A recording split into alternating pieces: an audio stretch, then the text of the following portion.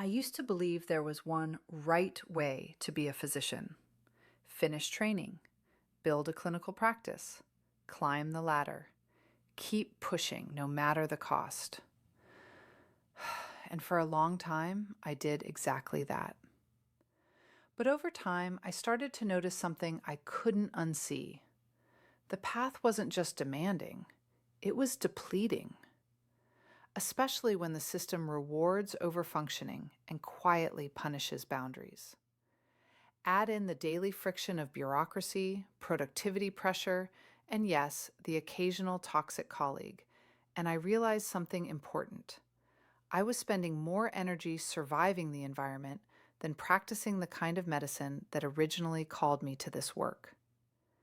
Leaving the traditional clinical path wasn't a decision I made lightly.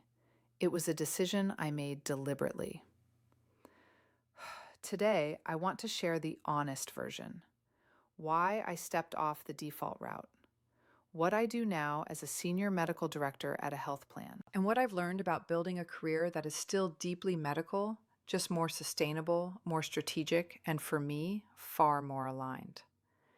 If you're a physician, you don't need a research paper to tell you the job can be brutal. But the data matters because it validates what so many of us quietly normalize. During the pandemic years, physician burnout surged dramatically. One large national study found that nearly 2/3 of physicians reported at least one sign of burnout in 2021. More recent data shows some improvement, but physicians still experience burnout at higher rates than other professionals. And this matters because burnout isn't about weakness, it's about physiology. NIOSH defines job stress as a mismatch between job demands and a worker's resources or control. Jobs with high demand and low control are consistently associated with higher risk of cardiovascular disease, anxiety, depression, and cognitive fatigue. In other words, when you feel worn down, it's not because you're failing. It's because your nervous system is responding exactly as it was designed to prolonged strain. For many of us, the issue isn't that we don't love medicine. It's that we're trying to practice meaningful care inside systems that generate chronic stress. Endless interruptions, constant urgency, high responsibility with limited autonomy, and downstream consequences for decisions we didn't design. So I started asking myself different questions. What kind of physician do I want to be for the next 10 or 20 years? Where can my medical training create the greatest impact? What environment allows me to think clearly, lead well, and contribute without constant depletion? Those questions led me somewhere I didn't initially expect: health plan leadership. The traditional physician identity is powerful and sometimes limiting. We're trained for a very specific type of excellence: diagnose quickly, treat decisively, tolerate discomfort, carry responsibility, and keep going. That training creates extraordinary clinicians. It can also make it difficult to imagine ourselves outside a narrow lane. But modern healthcare needs physicians in many arenas. Clinical care, yes, but also policy, quality, population health, utilization management, coding integrity, regulatory strategy, system design. That's not leaving medicine. That's practicing medicine at a different altitude. When I first explored non-traditional roles, I worried about two things. Would I miss patient care? And would I lose my identity as a physician? The surprising answer was no. I didn't lose it. I expanded it. I still use medical judgment every day. I still advocate for patients, often at scale. I still collaborate with physicians and clinical teams. I still translate complex clinical reality into decisions that shape access, quality, and cost. But now I do it in a role that aligns with how I'm wired today: systems thinking, communication, leadership, and strategy. As a senior medical director at a health plan, my work sits at the intersection of individual patient care and population level decisions. One of the most energizing parts of my work is population health. In clinical medicine, you help one patient at a time. In population health, you ask different questions. Where are we seeing gaps in preventive care? What conditions are increasing in prevalence, and why? Which communities face structural barriers to access? What interventions actually reduce complications and improve outcomes? It's a shift from reactive medicine to proactive strategy. I also work in policy development and medical necessity. Health plans operate through policies, coverage criteria, evidence reviews, and regulatory requirements. Physicians in this space translate clinical evidence into fair, consistent, defensible decisions. This is where nuance matters. Is the evidence strong enough? Is the policy clear enough to reduce inappropriate denials? Does it reflect real-world complexity? Does it align with regulatory standards? I work closely with coding, documentation, and integrity as well. Coding isn't just about billing, it's about accuracy. Clinical truth, data integrity. When coding is inaccurate, it distorts risk adjustment, quality metrics, and population health strategy. Working in this space has given me a deep respect for the invisible architecture that holds healthcare together. I also spend a lot of time thinking about overutilization and underutilization. Overutilization harms patients through unnecessary testing, false positives, and avoidable procedures. Underutilization harms patients through missed preventive care and delayed diagnosis. The goal isn't restriction. The goal is alignment, reducing low-value care while protecting access to high-value care and supporting clinicians instead of trapping them in red tape.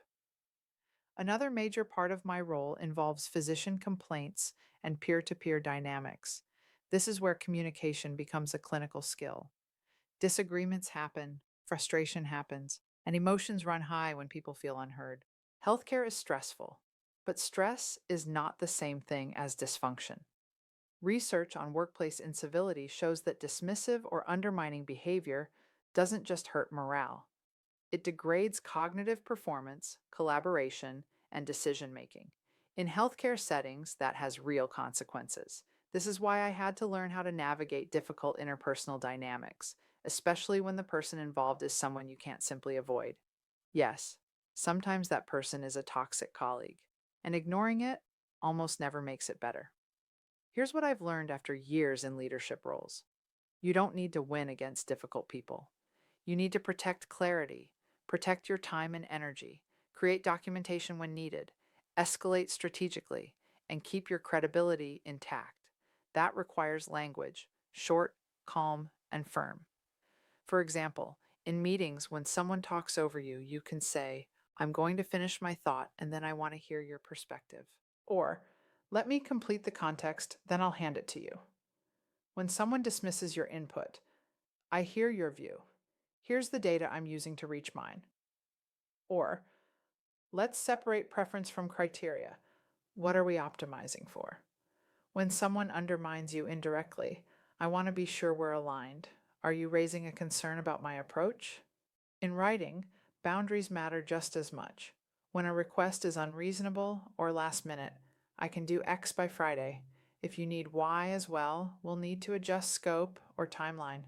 When someone keeps pushing after you've said no, my answer is still no. If priorities have changed, let's revisit this later. When dealing with a toxic colleague, I recommend a tiered approach. First, name the behavior calmly and specifically. "When you said X in the meeting, it landed as dismissive. In the future, please bring concerns to me directly." If the behavior continues, set a boundary with a consequence. If this continues, I'll need to involve leadership so we can reset expectations. If the pattern persists, document and escalate strategically. To confirm our discussion, the agreed plan is X with Y as owner and Z as timeline. This isn't about drama, it's about protecting the work and your nervous system. Because if your body reacts before meetings with a toxic colleague, that's not oversensitivity. That's pattern recognition. One of the hardest parts of workplace toxicity is that it can pull you out of your best self. It can make you ramble, over-explain, snap, or go silent. That's why I live by one simple rule. Regulate first. Communicate second. Pause. Exhale longer than you inhale. Lower your voice slightly. Use fewer words. Repeat the boundary instead of defending it. Leaving the traditional physician path gave me things I didn't expect. broader impact, systems level thinking, leadership growth, a different kind of professional satisfaction, and more sustainable energy. I still work hard, but the work now aligns with how I function best. And yes, I still encounter politics and difficult personalities. You can't outcareer human behavior, but I now have better tools and clearer boundaries around what I will and will not tolerate from a toxic colleague. If you're questioning your path, here are questions worth asking. Do you want more control over your time and cognitive bandwidth? Do you enjoy solving system problems more than rapid clinical throughput?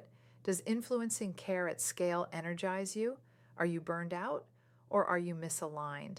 Burnout and misalignment can look the same, but the solutions are different. There are many ways to remain a physician without staying in the same lane. And that brings me to this. I didn't stop being a physician when I stepped off the traditional path. I stopped letting a narrow definition of physician success dictate what I was allowed to want. Now, as a senior medical director, I work on population health, policy, utilization, regulation, leadership, and communication, still grounded in medicine, just practiced differently. If you're in the messy middle, questioning your path, feeling the strain, wondering if you're allowed to want something different, I hope this reminds you of something important. You're not failing the profession. You may be evolving within it. Make sure to like, subscribe, and grab my free leadership workbook, 5 Steps to Communicate with Calm, Clarity, and Confidence at powerofpeacefulness.com. Until next time, take a deep breath, embrace the present moment, and keep walking your path to peace.